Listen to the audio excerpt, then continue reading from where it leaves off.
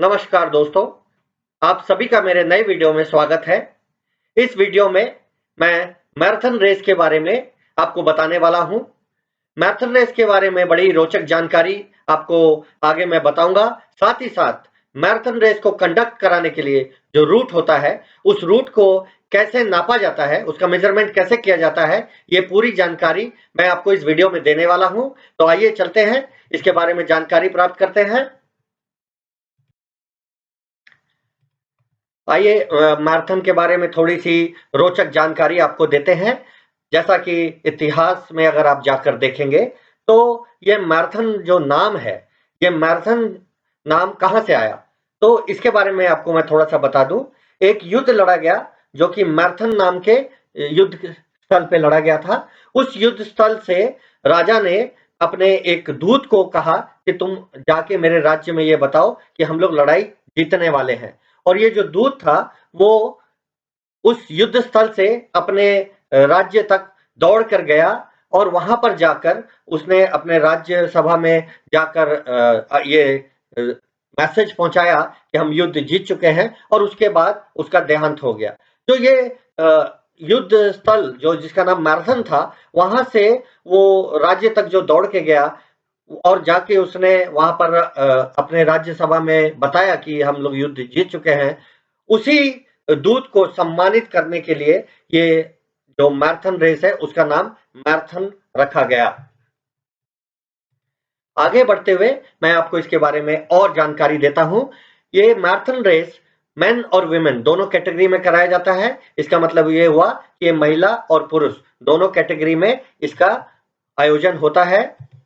इसकी जो दूरी है वो 42.195 किलोमीटर है, और ये 42.195 किलोमीटर पहली बार ओलंपिक्स में 1908 में लंदन ओलंपिक्स में ये दूरी रखी गई थी।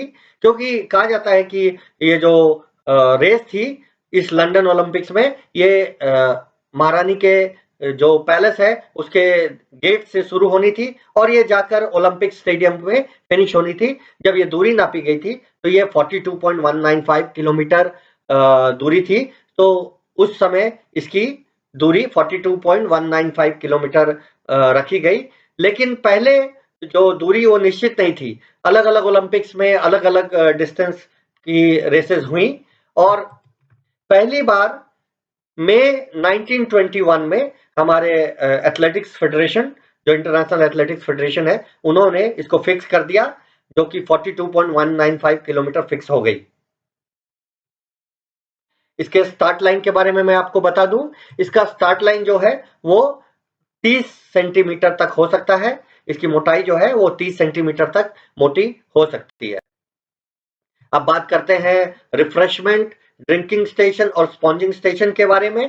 तो जैसा कि हम जानते हैं कि रेस बहुत बड़ी होती है, और क्योंकि बड़ी रेस है और साथ में जो टेम्परेचर है वो भी ज्यादा होता है, रेस लंबे समय तक चलती है। इस कारण से इस रेस में रिफ्रेशमेंट, ड्रिंकिंग और स्पॉन्जिंग स्टेशन रखे जाते हैं। तो पहला जो इसका रिफ्रेशमेंट, ड्रिंकिंग स्टेशन और स्पॉन्जिंग स्टेशन है वो रेस के स्टार्टिंग पॉइंट से 5 किलोमीटर के बाद रखा जाता है। रिफ्रेशमेंट स्टेशन जो है हर एक 5 किलोमीटर के अंतराल पे रिफ्रेशमेंट स्टेशन रखा जाता है। वाटर स्टेशन जो है हर एक 2.5 किलोमीटर में रखा जाता है। वाटर स्टेशन जो है वो स्टार्ट और फिनिश में भी रखा जाता है। अगर रेस का स्टार्ट और फिनिश एक ही जगह है तो एक जगह रहेगा, और अगर स्टार्ट और फिनिश अलग अलग जगह है तो स्टार्ट और फिनिश दोनों अलग अलग जगह पे इसको, वाटर स्टेशन को रखा जाता है। अब बात आती है कि ये नॉर्मली ये वाटर स्टेशन जो है और रिफ्रेशमेंट स्टेशन है, ये ऑर्गेनाइजर्स के द्वारा भी अरेंज होता है। लेकिन अगर एथलीट चाहता है कि वो अपना ये स्टेशन में अपना सामान रखना चाहता है, वो अपना ड्रिंक रखना चाहता है, अपने खाने का कुछ व्यवस्था करना, रिफ्रेशमेंट का व्यवस्था करना चाहता है, तो वो ऐसा कर सकता है। लेकिन नियम कहता है कि उसको पहले उनको ऑर्गेनाइजर्स को इन्फॉर्म करना पड़ेगा, अपनी सारी चीजें जाके टीआईसी में देनी होंगी, और टीआईसी और साथ में ही उसको एक जो ऑफिशियल है उसको वहां पर बताना पड़ेगा कि ऑफिशियल हमारा यहाँ पर खड़ा होगा और मुझे इस किलोमीटर के एरिया में, मुझे रेस के इस किलोमीटर में मुझे अपना रिफ्रेशमेंट या वाटर चाहिए। तो वहां पर ऑर्गेनाइजर के द्वारा टेबल लगाया जाता है और वहां पर वो एथलीट अपना रिफ्रेशमेंट या ड्रिंक ले सकता है। अब बात आती है मिस स्टेशन की। तो देखिए मिस स्टेशन क्या होता है? मिस स्टेशन असल में जब टेम्परेचर बहुत ज़्यादा होता है, तो एक ऐसी व्यवस्था की जाती है कि ऊपर से पानी गिर रहा होता है और नीचे से एथलीट चला जाता है। जिससे क्या होता है, एथलीट के बॉडी का टेम्परेचर जो है वो कम हो जाता है। तो ये कई एथलीट इसको लेना चाहते हैं, कई एथलीट नहीं लेना चाहते हैं। तो इसको इस तरह से इसकी व्यवस्था की जाती है कि अगर एथलीट चाहे तो इसके अंदर से पार हो जाए, एथलीट नहीं चाहे तो वो बगल से भी जा सकता है, बिना इस मिस स्टेशन के अंदर से जाए हुए वो बाहर से भी निकल सकता है। आइए अब मैराथन के रूट की मेजरमेंट की जानकारी लेते हैं। जैसा कि हम लोग जानते हैं कि मैराथन रोड में कराया जाने वाला इवेंट है और इसका डिस्टेंस जो है वो 42.195 किलोमीटर का है। तो ये बहुत बड़ा रेस है। इसमें अगर मेजरमेंट सही से नहीं हुआ तो एथलीट को कम या ज्यादा डिस्टेंस दौड़ने को मिल सकता है। इसीलिए इसको बड़ी सावधानी से किया जाता है और इसके लिए बाकायदा एक फिक्स प्रोसीजर है, एक तरीका है जो कि इसको मेजरमेंट, जिस तरीके से इसको मेजरमेंट किया जाता है। तो आइए उसके बारे में विशेष रूप से जानते हैं कि ये विशेष तरीका क्या है जिससे ये मेजरमेंट किया जाता है। तो जैसा कि हम लोग जानते हैं कि इसको विशेष तरीके से इसका मेजरमेंट किया जाता है, तो इसमें एक टीम होती है जो इस मेजरमेंट को करती है। अब रोड कोर्स जो नापने के लिए जो मेजरर होता है, वो एक सर्टिफाइड मेजरर होता है। बाकायदा उसने एक टेस्ट पास किया होता है इस रोड कोर्स को मापने का, और उसको जिसने उस कोर्स को मापने का टेस्ट पास किया होता है, जिसने उसको कोर्स को क्वालिफाइड किया होता है, वो ही इस रोड को नाप सकता है, वही इसको सर्टिफिकेट दे सकता है कि ये रोड प्रॉपरली नपा हुआ है और इसको सही तरीके से नापा गया है। चलिए अब आगे बात करते हैं मेजरमेंट के लिए जरूरत पड़ने वाले इक्विपमेंट की। तो कौन कौन से इक्विपमेंट्स हैं जो आपको जरूरत पड़ने वाले हैं? तो इसमें आपको चाहिए एक साइकिल, एक जोन काउंटर। अब इस जोन्स काउंटर का क्या होता है ये आपको जानना जरूरी है। ये एक ऐसा डिवाइस होता है जो साइकिल के चक्के पे लगाया जाता है और ये साइकिल के चक्के ने कितने बार रोटेट किया, कितना चक्कर लगाया, वो इसको काउंट करता है और इसी से आपको मेजरमेंट का पता चलता है। आपको एक थर्मामीटर चाहिए। थर्मामीटर की जरूरत पड़ती है जब हम लोग मेजरमेंट कर रहे होते हैं। तो टेम्परेचर कितना है, उस टेम्परेचर का इफेक्ट रोड पे कितना, आपके मेजरमेंट पे कितना पड़ने वाला है, आपका जो स्टील का टेप है जो यूज करने वाले हैं आप, उस पर कितना पड़ने वाला है, ये सारी चीजें जानकारी के लिए ये थर्मामीटर लिया जाता है और थर्मामीटर से आप टेम्परेचर नापते हैं। ये स्प्रिंग बैलेंस है, इससे आपको पता चलता है कि आपका जो स्टील का टेप है उस पे उसको कितना खिंचाव पड़ा है। और ये खिंचाव भी जानना आपके लिए जरूरी है क्योंकि ये निर्भर करता है कि आपने सही मेजरमेंट किया है कि नहीं किया है। एक कैलकुलेटर की जरूरत पड़ेगी आपको क्योंकि बहुत सारे मेजरमेंट्स करने होते हैं, कैलकुलेशंस भी करने होते हैं। इस कैलकुलेशन के लिए आपको ये कैलकुलेटर काम आने वाला होता है। इसके अलावा आपको notebook, pen, pencil, chalk, crayons और आपको spray paint, nail and hammer, masking tape, torch, safety equipments, क्योंकि आप रोड में मेजरमेंट करने जा रहे हैं इसलिए आपको सेफ्टी इक्विपमेंट की जरूरत पड़ती है। और क्योंकि ये मेजरमेंट बहुत लंबा चलने वाला है इसीलिए आपको फूड और ड्रिंक भी अपना साथ में रखना है क्योंकि आप बीच में मेजरमेंट छोड़ के फिर वापस नहीं आ सकते। आपको मेजरमेंट पूरा करके ही वापस आना होगा। अब बात करते हैं कि कौन कौन से स्टेप्स हैं जो हमें फॉलो करने हैं जब हम ये रूट को मेजरमेंट करने जा रहे हैं। तो आइए इसके बारे में विशेष जानकारी लेते हैं। तो ये है, सबसे पहले आपको जिस रोड में आपको कोर्स, जिस रोड कोर्स में आपको रेस करानी है उसको पहले आपको डिफाइन करना पड़ेगा। पहले आपको पता लगाना पड़ेगा कि इस रोड पे हम ये रेस कराएंगे। एक बार आपने ये डिसाइड कर लिया कि इस रोड पे हम ये रेस कराने वाले हैं, तो फिर आपको उस रोड को मेजरमेंट करने के लिए क्या करना पड़ेगा, एक छोटा सा कोर्स बनाना पड़ेगा जिसपे आप साइकिल को कैलिब्रेट करेंगे और उस साइकिल पे को वहां पर कैलिब्रेट करने के बाद फिर आप जाएंगे रोड को, एक्चुअल रोड जिस पे आप रेस कराने वाले हैं उसका मेजरमेंट करने के लिए। एक बार आपने मेजरमेंट कर लिया तो फिर दोबारा से आप अपनी साइकिल को कैलिब्रेट करेंगे, और जब दोबारा आप अपने साइकिल को कैलिब्रेट कर लेंगे फिर आप क्या करेंगे, फिर आप कैलकुलेट करेंगे कि आपने जो रोड नापा है उसकी लंबाई कितनी है। एक बार आपने कैलकुलेट कर लिया और आपको पता चल गया कि हाँ भाई ये कम पड़ रहा है या ये ज्यादा पड़ रहा है, तो फिर आप फाइनल एडजस्टमेंट करते हैं ताकि आपका जो रोड है वो एक्चुअल मेजरमेंट जो कि 42.195 किलोमीटर है उस मेजरमेंट का आप फाइनल एडजस्टमेंट करते हैं। और एक बार आपने ये एडजस्टमेंट कर लिया तो आपकी मार्किंग का काम पूरा हो गया। उसके बाद आप क्या करते हैं, आप डॉक्यूमेंट्स अपने तैयार करते हैं जो कि सर्टिफाई करने वाले हैं कि आपने ये जो कोर्स है उसको सही तरीके से मेजरमेंट किया है। अब बात आती है कि ये कैलिब्रेशन जो कोर्स का है वो होता क्या है। सवाल आपके मन में आ रहा होगा कि ये बार बार बात की गई कि रेस से पहले भी नापने से पहले भी आप कैलिब्रेट करेंगे मेन रोड को, उसके बाद रोड को नापने के बाद फिर दोबारा रिकैलिब्रेट करेंगे, तो ये क्यों कर रहे हैं और ये होता क्या है। तो आइए इसको विशेष रूप से जानते हैं। देखिए क्या होता है कि सबसे पहले आपको क्या करना होता है, इसमें आपको एक जस्ट जहां पर आप रेस कराने वाले हैं बिल्कुल उसके पास में ही एक छोटा सा एरिया लेना होता है। उस एरिया को आप मेजरमेंट करते हैं स्टील टेप से, और उसको स्टील टेप से जब आप मेजरमेंट कर लेते हैं तो उसके बाद आप क्या करते हैं, आपको क्या करना है, आपने 30 मीटर या 50 मीटर का स्टील का टेप लेना है। इस स्टील की टेप को लेकर आप क्या करने वाले हैं, आप 300 से लेके 400 या 500 मीटर तक आप एक मेजरमेंट करेंगे सीधी लाइन में। ध्यान रखें, इसको सीधी लाइन में मेजरमेंट करेंगे और इसको 2 बार करेंगे, एक बार जाते समय और एक बार लौटते समय। तो 2 बार आप इसको मेजरमेंट कर लेंगे, और जब आप स्टील टेप से आपने ये दूरी, मान लीजिए आपने 400 मीटर की दूरी रखी और आपने 400 मीटर को स्टील टेप से मेजरमेंट कर लिया। अब आपने करना क्या है, जब आप ये मेजरमेंट कर रहे हैं तो आप कैसे मेजरमेंट करेंगे, पहले अगर आपने टेप लिया हुआ है 50 मीटर का तो आप 50 मीटर नापा, आपने निशान लगाया, अगला 50 मीटर लगाया, आपने निशान लगाया, ऐसे करके हर 50 मीटर पे आप निशान लगाते जाएंगे और 400 मीटर तक आप स्ट्रेट टेप से स्ट्रेट लाइन में नाप देंगे। एक बार आपने ऐसा कर लिया, उसके बाद आप क्या करने वाले हैं, आप अपने साइकिल से उस एरिया को नापेंगे। कैसे करेंगे, आपने क्या करना है, आपने अपने साइकिल को जहां से आपने मेजरमेंट किया था उसके स्टार्ट लाइन पे आप अपनी गाड़ी साइकिल को खड़ा करिए, और वहां से आपने क्या करना है, आप अपने जो आपका साइकिल में काउंटर लगा हुआ है, जैसा कि हमने बताया था आपको कि एक काउंटर आपके साइकिल में लगा हुआ है, इस काउंटर की रीडिंग आप नोट कर ले। एक बार आपने इस जोन्स काउंटर की रीडिंग नोट कर ली, उसके बाद आपने मेजरमेंट स्टार्ट करना है, अपनी साइकिल को स्ट्रेट लाइन में चलाना शुरू करना है।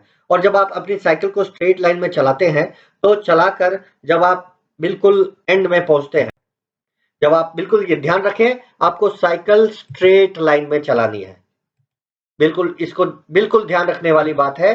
स्ट्रेट लाइन में साइकिल चलाएं, और जब आप स्ट्रेट लाइन में साइकिल चला के जब आप एंड में पहुंचते हैं तो एंड में जाकर आपने क्या करना है, एंड में एक बार आप पहुंच गए तो आपने रीडिंग नोट कर लेनी है। एक बार आपने रीडिंग नोट कर ली, ऐसा आपको कितनी बार करना है, ऐसा आपको 4 बार करना है। एक बार आप यहां से गए, आपने स्टार्ट किया और फिनिश लाइन तक गए, फिर आपने वहां से स्टार्ट किया, वापस आए, फिर आपने ऐसे करके आपको 4 बार रीडिंग लेनी है। जब आप 4 बार रीडिंग कर लेंगे, चारों बार रीडिंग करके आप नोट कर लेंगे। एक बार आपने चारों को नोट कर लिया, फिर आपको क्या करना है, आपको वर्किंग कांस्टेंट निकालना है। अब आप ये सोच रहे होंगे कि वर्किंग कांस्टेंट क्या होता है, तो आइए इसको हम समझते हैं। देखिए प्रोसीजर फिर से एक बार समझिए। आप बाइक से, अपनी साइकिल से आपको 4 बार रीडिंग रिकॉर्ड करनी है, उनका एवरेज निकालना है। आपने 4 बार रीडिंग की, 4 बार रीडिंग करने के बाद आज 4 रीडिंग आ गई आपके पास। अब 4 बार रीडिंग करने के बाद जो 4 रीडिंग आई है उनको आप जोड़िए, उनको जोड़ने के बाद उसको 4 से डिवाइड करिए, तो आपको एक एवरेज मिल जाएगा कि आपकी एवरेज क्या आई है। अगर इसमें एक विशेष बात ध्यान रखनी है, अगर किसी रीडिंग में आपकी काउंटिंग कुछ अलग आ जाती है, बहुत ज्यादा डिफरेंस आ जाता है, तो उसको आप नहीं काउंट करेंगे। टोटल 4 बार जो आप रीडिंग करेंगे, चारों बार रीडिंग जो है वो काउंट आसपास आना चाहिए, बहुत ज्यादा विशेष अंतर उसमें नहीं होना चाहिए। और 4 बार काउंट करने के बाद आप उसका एवरेज निकाल लीजिए। एवरेज निकालने का, जैसे कि हमने आपको बताया, चारों रीडिंग को जोड़िए और उसको 4 से डिवाइड करिए, तो आपको उसका एवरेज मिल जाता है। एक बार आपको उसका एवरेज मिल गया, फिर आपको क्या करना है, एवरेज को जो आपकी लंबाई थी, टोटल लंबाई, जैसा कि हमने बताया था कि हम लोगों ने 400 मीटर लिया, तो 400 मीटर को अगर आप कैलकुलेट करोगे किलोमीटर्स में तो वो 0.4 किलोमीटर होता है। तो आप क्या करें, एवरेज स्कोर को 0.4 से डिवाइड कर दें। जब आप 0.4 से आप उसको डिवाइड करेंगे तो आपको जो भी संख्या मिलेगी उस संख्या को आप 1.001 से इंटू कर दें। जब आप इसको इंटू करेंगे तो आपको वर्किंग कांस्टेंट मिल के आएगा। ये वर्किंग कांस्टेंट बहुत जरूरत है, इसकी बहुत जरूरत पड़ेगी आपको, और इसको मैं आपको समझाऊंगा कि इसकी जरूरत आपको कैसे पड़ेगी। तो आइए इसको आगे और समझते हैं। तो आइए इसको समझते हैं, एग्जाम्पल के साथ इसको समझेंगे। आपने 4 बार रीडिंग ले ली, 4 बार रीडिंग के बाद आपको क्या करना है, एक एवरेज काउंट निकाल लेना है। तो एवरेज काउंट कैसे होगा, चारों रीडिंग को आप प्लस करिए, डिवाइडेड बाय 4 करिए। तो यहाँ एग्जाम्पल में मैंने दिखाया कि यहाँ पर 3801.25 एवरेज आया है। अब एक बार ये एवरेज आपको मिल गया तो आपको क्या करना है, इसको 0.4 से आप डिवाइड करिए। जैसे कि हमने बताया था कि हमने यहाँ पर हम लोगों ने 400 मीटर को जो हमारा कोर्स था जहां पर हम कैलिब्रेट किए थे वहां पर हमने 400 मीटर की दूरी ली थी। तो इस 400 मीटर की दूरी को जब आप किलोमीटर में बदलते हैं तो ये 0.4 होता है। तो आपने क्या करना है, ये एवरेज जो स्कोर आया है 3801.25, इसको डिवाइड कर देना है 0.4 के साथ। जब आप 0.4 के साथ इसको डिवाइड करेंगे तो आपको 1 किलोमीटर में आपका साइकिल कितने चक्कर काटने वाला है उसकी गिनती आ जाती है। तो ये होता है 9503.125। अब क्या होता है, क्योंकि एरर होने के चांस है तो हम लोग 1 किलोमीटर में जो एवरेज आपका एरर है वो ज्यादा का नहीं रख सकते। तो हम लोग यहाँ पर इसको एवरेज को नेगलिफाई करने के लिए, उसको कांस्टेंट करने के लिए यहाँ पर क्या करते हैं, जो भी हमारी रीडिंग आई है, जैसे कि यहाँ पर 9503.125 आया है, उसको 1.001 से इंटू कर देंगे। तो ये जो हमारा कांस्टेंट आ गया, वर्किंग कांस्टेंट, अब 9512.625 ये हमारा वर्किंग कांस्टेंट आ गया। ये बड़ा इंपॉर्टेंट फिगर है 9512.628। इसको अब हम लोग आगे आने वाले मेजरमेंट पे यूज करने वाले हैं। यानी हम जब भी 1 किलोमीटर का डिस्टेंस मेजर करेंगे तो हमारा चक्का जो है, हमारे जो रोटेशन है चक्के का, वो 9512.628 होना चाहिए। इसलिए ये वर्किंग कांस्टेंट कहलाता है। अब हम लोग मेन रोड का मेजरमेंट करने वाले हैं। तो आइए इसको समझते हैं कि इसका प्रोसीजर क्या है। देखिए, सबसे पहले क्या करना है आपको, आप जहां से स्टार्ट करने वाले हैं, रेस जहां से स्टार्ट होने वाली है, या तो आप वहां से स्टार्ट करें, या रेस जहां भी आप जाते हैं या फिनिश करने वाले हैं वहां से आप स्टार्ट करें। किसी भी एक एंड में आप चले जाएं और उस एंड में जाकर आप मेजरमेंट के लिए रेडी हो जाएं। एक बार आप वहां पहुंच गए, अब आपने क्या करना है, आपने अपने जोन काउंटर को राउंड फिगर में एडजस्ट कर देना है। अपने जोन काउंटर को जब आप राउंड फिगर में एडजस्ट कर देते हैं और उसकी रीडिंग आप नोट कर लें, उसकी रीडिंग जब आप नोट कर लेंगे, आपने उसको रीडिंग नोट किया, साथ में आपने जो कैलकुलेट किया था कि हमारा जो वर्किंग कांस्टेंट आया है, इस वर्किंग कांस्टेंट को कैलकुलेट कर ले कि हर एक 5 किलोमीटर में ये कितना जोन काउंटर रीडिंग दिखाने वाला है। क्योंकि आपके एक फिगर तो आपके जोन काउंटर में है, दूसरा आपने कैलकुलेट कर लिया कि इतना 5 किलोमीटर में इतना हमारा रोटेशन होगा व्हील का। तो उसको आपने क्या करा, उसके हिसाब से आपने कैलकुलेट किया और आपने ये पता चल गया अब आपको कि हर 5 किलोमीटर के बाद, इस 5 किलोमीटर में पहुंचने के बाद हमारे जोन काउंटर में क्या रीडिंग आएगी। अब आपने इस रीडिंग के हिसाब से सारा कैलकुलेशन कर लिया। एक बार आपने कैलकुलेट कर लिया, उसको नोट कर लिया अपनी डायरी में, और जब आपने नोट कर लिया तो फिर आप आगे बढ़ते हैं। देखिए, आप एक बात समझ लीजिए, जब भी ये मेजरमेंट होगा तो कम से कम 2 या 3 जो मेजरमेंट वाले ऑफिशियल्स हैं वो कम से कम 2-3 होंगे और तीनों अलग अलग मेजरमेंट करेंगे, ताकि अगर कोई एरर आता है, कोई डिफरेंस आता है तो वो आपको पता चल जाए। और इस बात का आपको ध्यान रखना है कि जो भी आपने कैलकुलेशन अपने जोन काउंटर से करके अपने डायरी पे नोट किया है, उस कैलकुलेशन के हिसाब से आपको आगे बढ़ना है। एक बार आपने स्टार्ट कर दिया मेजरमेंट, तो उसके बाद आप क्या करेंगे, आपने आगे बढ़ना है और जब आपका ज़ोन काउंटर उस पर्टिकुलर रीडिंग को दिखाने लगे, जो भी आपने कैलकुलेट किया था और अपनी डायरी में नोट किया था कि इस डिस्टेंस पे, इस किलोमीटर पे पहुँच के इतना रोटेशन हमारा ज़ोन काउंटर दिखाएगा। वो आपने चेक कर लिया, उसके हिसाब से आप उस जगह पर रुकें, निशान लगाएँ, अपनी डायरी पे नोट करें। कई बार क्या होता है कि आपको कोई ऐसा लैंडमार्क मिल गया जो जैसा कि मान लीजिए मोनूमेंट है कोई, मान लीजिए कोई लैंप पोस्ट है, तो आप वहां भी रुक सकते हैं। जो उसके वो आपने जो भी कैलकुलेशन किया था उसके आसपास का होना चाहिए, बहुत ज्यादा उससे दूर नहीं होना चाहिए। तो जब आपने उसके पास रुक लिया, वहां पर आप निशान लगाइए। निशान कैसा होना चाहिए? देखिए आपके प्री कैलकुलेशन के हिसाब से आपने स्टार्ट किया है, अब उस जगह पे गए हैं, उस जगह पे आपने रीडिंग कर ली, आपने देखा कि हमारे उसमें हो रहा है, तो आपने क्या करना है?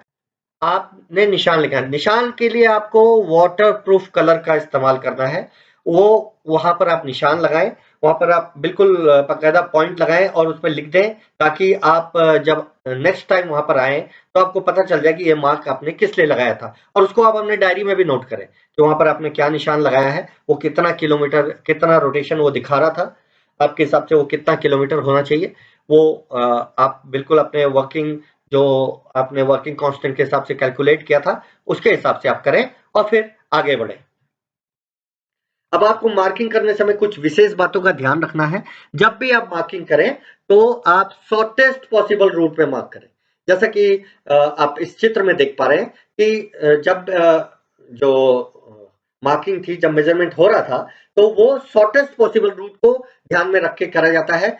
कभी भी ऐसी मार्किंग ना करें कि एथलीट दौड़े तो उसके जो एक्चुअल जो रेस हो वो कम या ज्यादा हो जाए।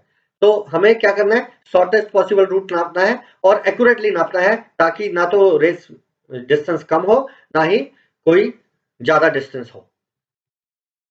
देखिए ये भी एक एग्जाम्पल है। इस एग्जाम्पल से आप समझ पाएंगे कि देखिए यहाँ पर मेजरमेंट किया है कि स्ट्रेट लाइन में आए हैं, उसके बाद आप बिल्कुल शॉर्टेस्ट पॉसिबल रूट को मेजरमेंट करने की कोशिश कर रहे हैं, ताकि कहीं से भी एथलीट अगर जाए तो वो जो एक्चुअल मेजरमेंट है, जितना उसको दौड़ना चाहिए उतना तो एटलीस्ट वो दौड़े। अगर वो कम ज्यादा, अगर ज्यादा करने की कोशिश करता है तो वो ज्यादा कर सकता है, लेकिन उससे छोटा वो करने की उसके पास चांसेस ना हो। अब बात करते हैं, एक बार आपका मेजरमेंट हो गया, आपने सारे पॉइंट्स को आपने अपनी डायरी में नोट कर लिया। जो भी आपके पॉइंट्स थे उनको जहां पर आपको ऐसा लगता था कि कुछ ज्यादा ध्यान देने की जरूरत है, उन पॉइंट्स को भी आप अपने डायरी में नोट करेंगे। और जहां जहां पर भी जो भी विशेष बात आपको दिखती है वो अपनी डायरी पे आप एक बार आप नोट कर लेते हैं। तो दोबारा आप आएंगे और बाइसाइकिल को रिकैलिब्रेट करेंगे। अब यहाँ पर मैंने आपको बताया था पहले भी कि हम लोगों ने पहले क्या किया था, पहले अपने साइकिल को कैलिब्रेट किया था और उसके बाद वर्किंग कांस्टेंट निकाला था, और फिर हम लोगों ने मेजरमेंट किया एक्चुअल कोर्स का। उसके बाद हम दोबारा आएंगे, दोबारा हम रिकैलिब्रेट करेंगे। अब यहाँ पर रिकैलिब्रेट करने का विशेष जो कारण है, वो कारण ये है कि हो सकता है कि आपका जो जोन काउंटर है वो एक बार आपका मेजरमेंट आपने, क्योंकि 42.195 किलोमीटर के डिस्टेंस आपने नापा है, तो हो सकता है कि वो बीच में गलत मेजरमेंट करने लग गया हो। तो अगर ऐसी कोई कंडीशन बनी है कि बीच में उसका जो स्टार्ट में हम लोगों ने जो उसको कैलिब्रेट किया था और बाद में जब हम लोगों ने रिकैलिब्रेट किया तो पता चला कि वो कुछ अलग ही नाप रहा था, तो फिर आपको मेजरमेंट दोबारा करना पड़ेगा। तो जब हम रिकैलिब्रेट करते हैं तो हम जो भी हमारी रोटेशन की काउंटिंग आनी चाहिए वो पहले की गई कैलिब्रेशन के आसपास की होनी चाहिए। अगर बहुत ज्यादा अंतर हो गया है, आपको उसमें अंतर दिख रहा है, तो फिर आपको सारा मेजरमेंट दोबारा करना पड़ेगा। तो एक बार आपने रिकैलिब्रेट कर लिया, अब आपको क्या करना है? आपने दोबारा वही प्रोसीजर करना है जो आपने पहले किया था कैलिब्रेशन के टाइम में। जब आपने इसको दोबारा कैलिब्रेट कर लिया, तो अब आपने क्या करना है? आपको फिर से 4 बार उसको नापना है। 4 बार आपने नापा, 4 बार नापने के बाद आपने फिर उसका एवरेज निकाला। फिर आपने जब उसका एवरेज निकाला, फिर आपने उसको 0.4 से डिवाइड किया। जो भी आपका मेजरमेंट आया, जो भी आपके काउंटिंग का संख्या आई, उसको आपने क्या करना है? उसको फिर 1.001 से इंटू करना है। तो जो भी आपका मेजरमेंट आता है वो आपका फिनिश कांस्टेंट होगा। पहले जो आपका आया था वो आपका वर्किंग कांस्टेंट था, और ये दोबारा जो आया है वो आपका फिनिश कांस्टेंट है। अब आप ये सोच रहे होंगे कि चलो हमने वर्किंग कांस्टेंट निकाल लिया, फिर हमने फिनिश्ड कांस्टेंट निकाल लिया, क्या जरूरत पड़ गई फिनिश्ड कांस्टेंट को निकालने की? तो इसको भी हम लोग समझते हैं। आइए अब हम लोग समझते हैं कि जो रोड कोर्स को नापा जाता है, तो फिर अब हमने सब कुछ नाप लिया। अब नापने के बाद हमने तो चक्के का रोटेशन नापा है। अब हम चक्के के रोटेशन से ये कैसे पता लगाने वाले हैं कि हमारे एक्चुअल मेजरमेंट कितना किया हमने, कितने किलोमीटर का कोर्स हमने नाप लिया है। तो इसको नापने का एक प्रोसीजर है कि इस प्रोसीजर को हम लोग समझते हैं। देखिए, सबसे पहले आपको क्या करना है, आपको कांस्टेंट ऑफ द डे निकालना है। अब बात आती है कि what is constant of the day. तो कांस्टेंट ऑफ द डे क्या होता है? हमने आपको पहले बताया था कि आपने उसको अपने साइकिल को कैलिब्रेट करना है, और साइकिल को जब हम लोगों ने कैलिब्रेट किया था तो हम लोगों ने वहां पर वर्किंग कांस्टेंट निकाला था। उसके बाद हम लोगों ने मेन रोड को नापा, और उसके बाद हमने साइकिल को रिकैलिब्रेट किया, दोबारा कैलिब्रेट किया, और जब हम लोगों ने दोबारा कैलिब्रेट किया तो हम लोगों को एक फिनिश कांस्टेंट निकल के आया था। अब जब हमने पहले का कांस्टेंट और रोड को नापने के बाद के कांस्टेंट, दोनों कांस्टेंट हमारे पास है, एक वर्किंग कांस्टेंट और एक फिनिश्ड कांस्टेंट। इन दोनों कांस्टेंट को आप जोड़िए और 2 से डिवाइड कर दीजिए। दोनों को जोड़कर 2 से जब आप डिवाइड करेंगे तो आपका कांस्टेंट ऑफ द डे आ जाएगा। जब ये आपका कांस्टेंट ऑफ द डे आ गया, इसके बाद आपको क्या करना है, आपको कैलकुलेट करना है टोटल नंबर ऑफ काउंट जो भी आपने रिकॉर्ड किया था शॉर्टेस्ट पॉसिबल रूट को नापने के बाद। वो गिनती को आपको निकाल के लाना है। उस गिनती को निकाल कर आपको क्या करना है, कांस्टेंट ऑफ द डे से डिवाइड कर देना है। तो इससे आपका निकल के आ जाएगा कि आपने रोड को कितना मेजरमेंट किया है। तो आइए इसको एक एग्जांपल से समझते हैं। देखिए, एग्जांपल के साथ समझिए।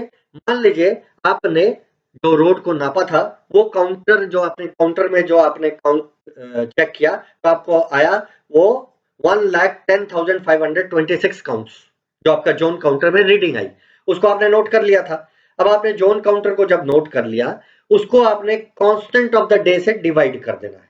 तो यहाँ पर कांस्टेंट ऑफ द डे जो आपका आया था, वो आपका यहाँ पर 11,059 आया था। अब आपने क्या किया, उससे उसको डिवाइड किया, तो जो आपको किलोमीटर निकल के आया वो 9.9942 किलोमीटर निकल के आया।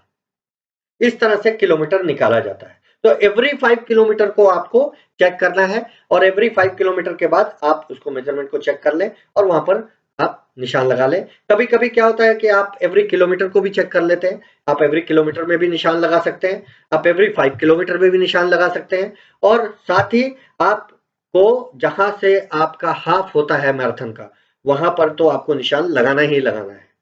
जब आप वहां पर भी निशान लगाएं और उस सारे मेजरमेंट को करने के बाद, ये मेजरमेंट करने के बाद एक बार आपने अपना फाइनल मेजरमेंट कर लिया, अब आपने देखा कि हमने जो मेजरमेंट किया है वो 42.195 किलोमीटर नहीं हो रहा है, उससे कम हो रहा है। अब आपको क्या करना है, फाइनल एडजस्टमेंट्स करने हैं। तो फाइनल एडजस्टमेंट्स जो आपको करने हैं एडजस्टमेंट्स, वो एडजस्टमेंट्स आप करेंगे कैसे?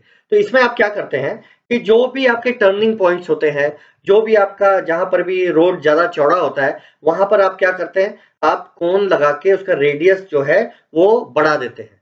तो रेडियस बढ़ा देने के कारण जो भी आपका डिस्टेंस में कम हो रहा था मेन डिस्टेंस में से, तो उसको आप वहां पर एडजस्ट कर देते हैं। अब यहाँ पर देखिए, यहाँ पर आप देख पाएंगे कि यहाँ पर एक रेडियस है, यहाँ पर एक कोन लगा हुआ है। इस कोन को लगाकर एक टर्निंग पॉइंट बनाया हुआ है। अगर आपका डिस्टेंस शॉर्ट हो रहा है, मान लीजिए आपने जो मेजरमेंट किया है वो 42 किलोमीटर हो रहा है, अभी आपको 195 और चाहिए, या उससे 42 पॉइंट कुछ हो रहा है, जो भी एडजस्टमेंट आपको करने हैं, उस एडजस्टमेंट के हिसाब से यहाँ का सरकमफ्रेंस आप बना लेंगे। रेडियस को थोड़ा कम ज्यादा करके वो जो डिस्टेंस आपका कम हो रहा था उसको एडजस्ट कर लेते। अब यहाँ पर क्या ध्यान रखना है आपको, जब भी आप मेजरमेंट करके कोन लगाते हैं तो आपको ध्यान रखना है कि जो एथलीट है वो कोन के ऊपर नहीं दौड़ेगा, वो उससे 30 सेंटीमीटर बाहर दौड़ने वाला है। तो आपको वो 30 सेंटीमीटर बढ़ाकर आपका रनिंग रेडियस निकालना है। जो सरकमफ्रेंस आप निकाल रहे हैं, वो सरकमफ्रेंस वो 30 सेंटीमीटर उसके रेडियस में जोड़कर कैलकुलेट करना है, नहीं तो आप गलत कैलकुलेशन कर लेंगे। और इस 30 सेंटीमीटर को एक बार आपने जोड़कर कैलकुलेट कर लिया तो जो भी सरकमफ्रेंस आएगा वो अकॉर्डिंगली आप अपना मेन फाइनल जो मेजरमेंट है उस पे सेट कर लेते हैं और अपना 42.195 किलोमीटर को पूरा कर लेंगे। इस प्रकार से फाइनल एडजस्टमेंट एक बार आपने कर लिया तो आपका मेजरमेंट का काम पूरा हो गया। तो आइए एक फ्लो चार्ट से समझते हैं एक बार फिर से कि क्या-क्या प्रोसीजर हम लोगों ने किया था। तो इसको आइए समझें। देखिए, सबसे पहले आपको रूट को डिस्क्राइब करना है। एक बार डिसाइड कर लीजिए कि आपके कौन सा रूट पे आप दौड़ने वाले हैं। एक बार आपका डिसाइड हो गया, अगला काम आपको क्या करना है, आपको अपने सारे इक्विपमेंट जो भी आपको इक्विपमेंट चाहिए वो अरेंज कर लेनी है। एक बार आपने अपने सारे इक्विपमेंट जो भी आपको जरूरत पड़ने वाले हैं वो आपने अरेंज कर लिया। अब आपने क्या करना है, आपने अपने साइकिल को कैलिब्रेट करना है। एक बार आपने साइकिल को कैलिब्रेट किया, फिर आपने वर्किंग कांस्टेंट निकाल लेना है। कैलकुलेशन हमने आपको बता दिया है। एक बार आपने वर्किंग कांस्टेंट निकाल लिया, अब आपने क्या करना है, आपने एक्चुअल रूट का मेजरमेंट करना है अपने साइकिल से। आपने अपने साइकिल से रूट का मेजरमेंट एक बार कर लिया। अब आपने क्या करना है, आपने जाके कैलिब्रेट करना है अपने साइकिल को। आपने एक बार रिकैलिब्रेट कर लिया, उसके बाद आपने फिनिश कांस्टेंट निकालना है। एक बार आपका फिनिश कांस्टेंट निकल के आता है तो अब आपके पास वर्किंग कांस्टेंट भी है, आपके पास फिनिश कांस्टेंट भी है। तो इसको करने के बाद आप कांस्टेंट ऑफ द डे निकाल लेंगे। कांस्टेंट ऑफ द डे आपको पता है इसका एवरेज होता है, वर्किंग कांस्टेंट और आपका फाइनल जो फिनिश कांस्टेंट है, फिनिश कांस्टेंट का एवरेज होता है। इस फिनिश कांस्टेंट के एवरेज को जब आप निकालेंगे तो आपका कांस्टेंट ऑफ द डे आ गया। एक बार आपने कांस्टेंट ऑफ द डे आ गया, फिर आपने कैलकुलेट कर लेना है कि रूट का जो डिस्टेंस कितना हो गया।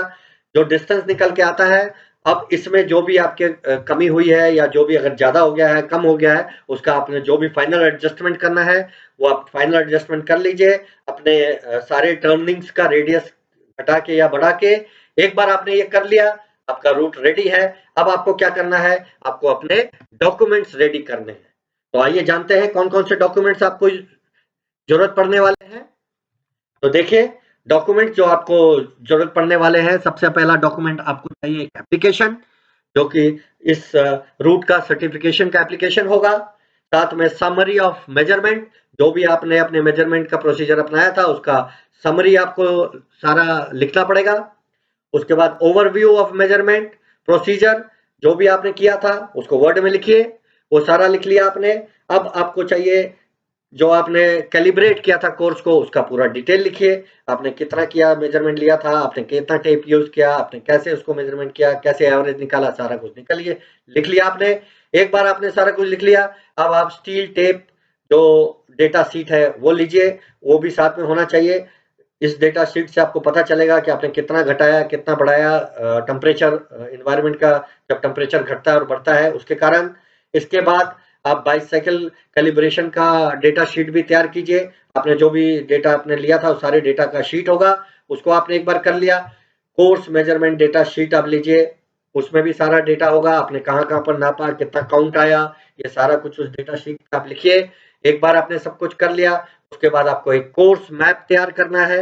ये बहुत ही जरूरी चीज है, कोर्स मैप आप तैयार करें, ठीक है। और इस कोर्स मैप को, ये सारे डॉक्यूमेंट आप तैयार कर लिए, अब आप रेडी हैं अपने रेस को कराने के लिए। तो ये आपके सामने एक चार्ट है, इस चार्ट में आप देख पाएंगे कि कब कितना टेम्परेचर होगा, तो उस टेम्परेचर पे जो स्टील टेप है उस पे क्या असर पड़ता है। जैसा कि यहाँ पर एक एग्जांपल दिया हुआ है कि अगर आप 600 मीटर का मेजरमेंट करते हैं 10 डिग्री के सेल्सियस के तापमान पे, तब क्या होगा। तो 10 डिग्री के जब आप तापमान पे मेजरमेंट करेंगे तो आप देखिए 10 डिग्री के तापमान पे टेप पे क्या असर पड़ता है। टेप अगर 600 मीटर का आपने मेजरमेंट किया है तो 7 सेंटीमीटर जो है वो आपका टेप का जो लंबाई है वो आपका घट जाने वाला है। तो अभी क्या हुआ, इसको आपको क्या करना है, इस 7 सेंटीमीटर को आप जो फाइनल आपकी रीडिंग आने वाली है, जैसे आपने 600 मीटर नापा है तो 600 उसमें 7 सेंटीमीटर जोड़ दें, जिससे कि जो लंबाई है वो एक्चुअल लंबाई हो जाए। क्योंकि इस टेम्परेचर का जो 10 डिग्री का टेम्परेचर है वो आपके स्टील टेप पे असर होता है इसका, जिसके कारण आपका जो स्टील का टेप है वो 7 सेंटीमीटर कम हो जाता है। इसी प्रकार जो आपका वो है क्या, अगर टेम्परेचर 25 डिग्री सेंटीग्रेड का हो जाता है तो यहाँ पर क्या है, अगर आप देखिए 25 डिग्री टेम्परेचर इस डेटा शीट पे आप देख पाएंगे कि 25 डिग्री टेम्परेचर पे जो टेप था वो 3 सेंटीमीटर बढ़ गया था। अब जो ये 3 सेंटीमीटर टेप बढ़ा है, उस 3 सेंटीमीटर टेप को आपको लास्ट में आपके जो मेजरमेंट आया उसमें से 3 सेंटीमीटर माइनस करना पड़ेगा और वो आपका एक्चुअल 600 मीटर होगा। तो इस तरह से इस चार्ट की मदद से आप जो भी टेम्परेचर है उस टेम्परेचर एनवायरनमेंट के टेम्परेचर से आप कैलकुलेट करके वो फाइनल रीडिंग में आप उतना मेजरमेंट घटा बढ़ा लेंगे। और जैसे कि हमने आपको शुरू में बताया था कि हम लोग थर्मामीटर यूज करते हैं, तो ये थर्मामीटर का विशेष काम यही होता है कि वो रीडिंग लेता रहे और हमें पता चल जाए कि टेम्परेचर कितना है, उतना हम अपने स्टील टेप में कैलिब्रेशन के टाइम में घटा बढ़ा लेंगे। तो उम्मीद है कि आप लोगों को ये समझ में आ गया होगा।